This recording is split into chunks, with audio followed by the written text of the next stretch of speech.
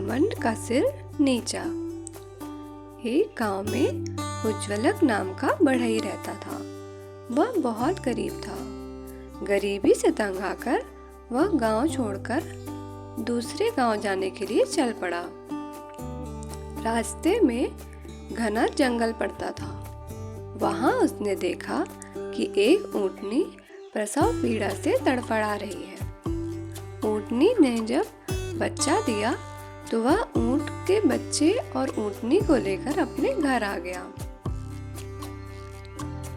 वहां घर के बाहर ऊंटनी को खूंटे से बांधकर वह उसके खाने के लिए पत्तों भरी शाखाएं काटने वन में गया। ऊंटनी ने हरी हरी कोमल कोपलें खाईं। बहुत दिन इसी तरह हरे हरे पत्ते खाकर ऊंटनी स्वस्थ और पुष्ट हो गई। ऊंट का बच्चा भी बढ़कर जवान हो गया। बढ़ई ने उसके गले में एक घंटा बांध दिया जिससे वह कहीं खो न जाए। दूर से ही उसकी आवाज सुनकर बढ़ई उसे घर ले आता था। ऊंटनी के दूध से बढ़ई के बाल बच्चे भी पलते थे। ऊंट भार ढोने के भी काम आने लगा। उस ऊंटनी से उसका व्यापार चलता था। यह देख उसने एक धनिक से कुछ रुपया उधार लिया और गुर्जर देश में जाकर वहां से एक और ऊंटनी ले आया।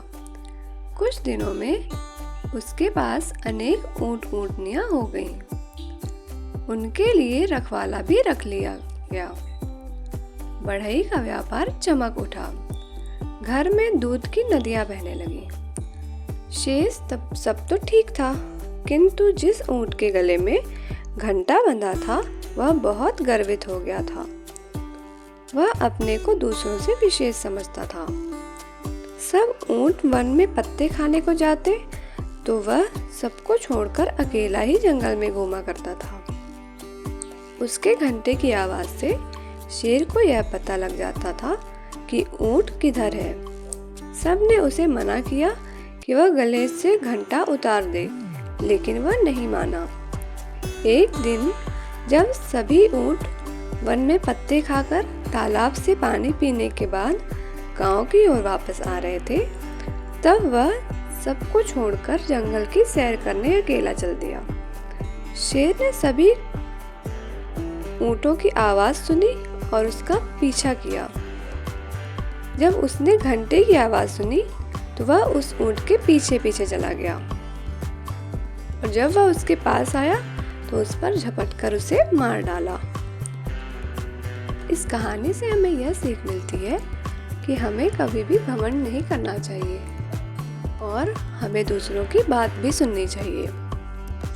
अगर आप इस तरह की और भी कहानियाँ सुनना चाहते हैं तो प्लीज़ इस चैनल को सब्सक्राइब करें। धन्यवाद।